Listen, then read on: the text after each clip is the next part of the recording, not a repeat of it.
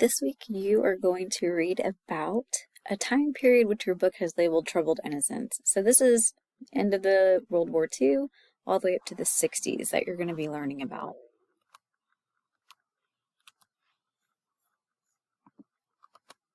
So in this chapter, what you're going to learn about is like transition from wartime to peacetime. And in this picture, this is a young man who's a returning veteran and he is going to college on the GI Bill. It's a veteran benefit that all members who serve, or all military members who serve, get money put away for them to go to college. And in here you can see like how he is, yes, he's a student, but he's also a husband and he's also a father because you can see the mother and the child in the background. Another thing that happens during this time period is we see men coming home, returning home, and divorce rates rising. And there's a couple of reasons behind that. So as you're going through, look for those reasons and see if you can figure that out. Also, you'll notice the economic growth that happened between 1945 and 1965 based on this little graph, and there's reasons for that. You've got a consumer class coming back, you've got educated people because of the GI Bill, you've got people who are getting better paid jobs because of the education, they're paying into it. We have factories that are opening up. We're starting to see, as compared to the decade before, the 30s, the Depression, a completely new time, right? A completely new era that we're going through. Number of births, you'll also notice one way to beat the commies, one way to beat the communists is to have families. And this push to have what we're going to call the nuclear family. It has that nuclear name for a reason, but it's usually mom, dad, and 2 kids. But you'll see, and also men returning home, we have like the boomer generation. These are when our baby boomers are born, are really at the end of the war, 1946 to 1964, 66. That's like the boomer generation. So we have a spike in birth rate. We also have what are called like Levitt towns and these like mass-produced homes. So your cookie cutter neighborhoods. So you kind of get to the suburbs of Phoenix and you'll notice these. You'll go through a neighborhood and like, oh, it's the same house, just a different color. Or it's the same house, only the garage is on the other side. So Levitt came up with this really quick way to produce these mass amounts of houses. They could put up like 100 houses in a week, right? Because it's the same floor plan, just repeated over and over and over.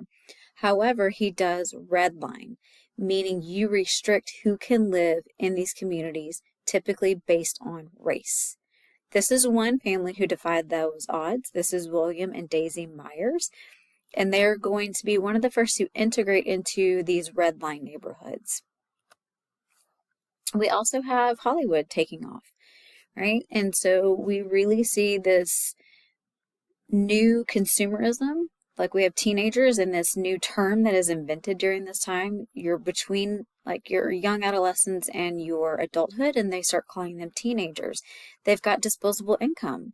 They have parents who give them allowance money, and they can start driving also, and they can go out and they can do things like go to the movies, go to restaurants and buy soda and pop and buy, hamburgers, and go out for dates on their own because they have cars that they can drive in.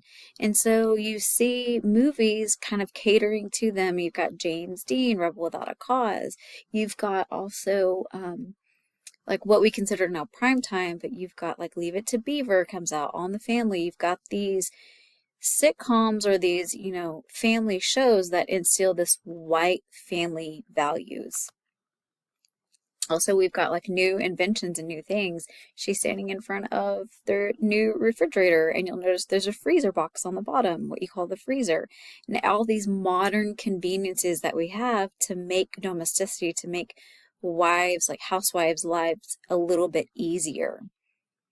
But we do see that some women are unable to just be a housewife. They do have to remain in the workforce because, one, they may have gotten a divorce and someone needs to support the family, or their husband may not be able to work because he has undiagnosed PTSD and she's having to step outside of the home. And also, some families just can't afford to live on a one-income budget because both parents need to be working in order to survive because the standard of living has gone up and things are starting to cost more. We also see women coming into politics And this is one of those, this is Miss Smith. You'll read about her, and she is representative, I believe, at this point in her career. So women are starting to be more involved in politics as well. We've got a couple of women who also run for the presidency during the 50s and 60s. We don't really talk about them too much, but you've got them running for president, and you also have them running as vice presidents too. Again, it's part of history that we don't talk about because usually we only focus on the men who are running and usually the men who have won those political offices.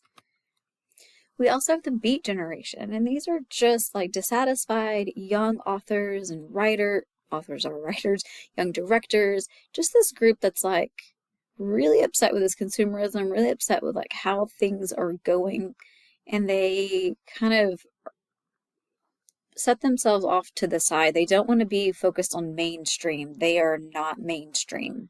And you'll learn about the Beat Generation.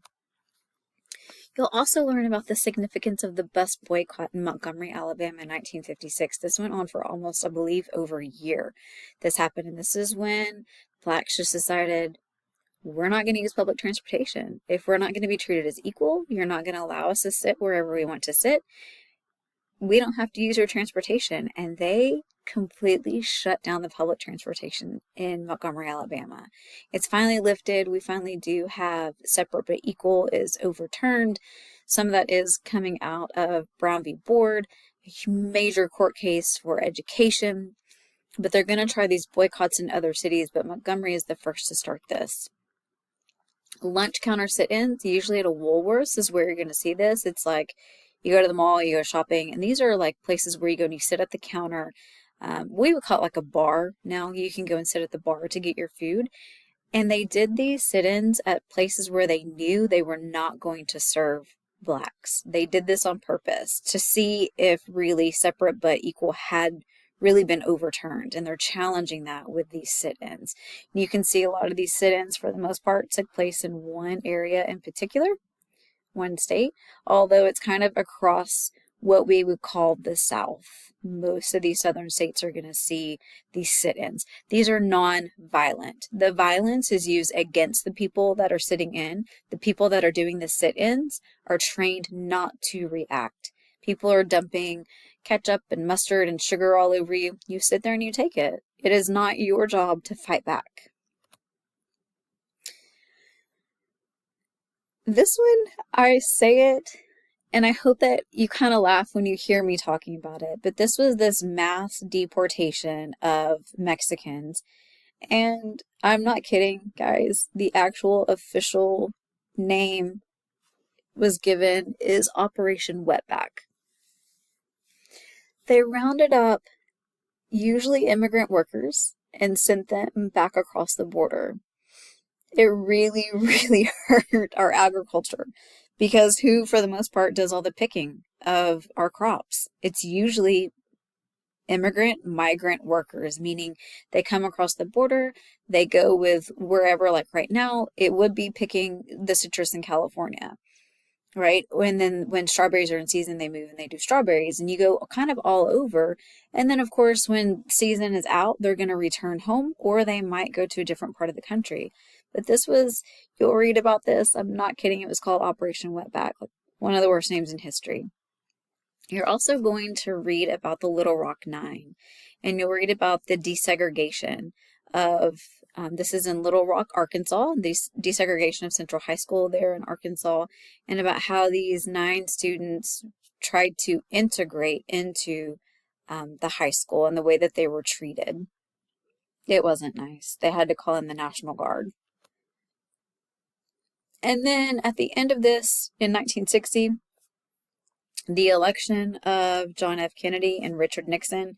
One of the reasons why Nixon loses this election is because this is the first televised public debates that we have for presidential candidates. The first one that Nixon does, the first televised event, he had the flu and he just looked awful and he looked sick. He looked like he'd been hit by a bus.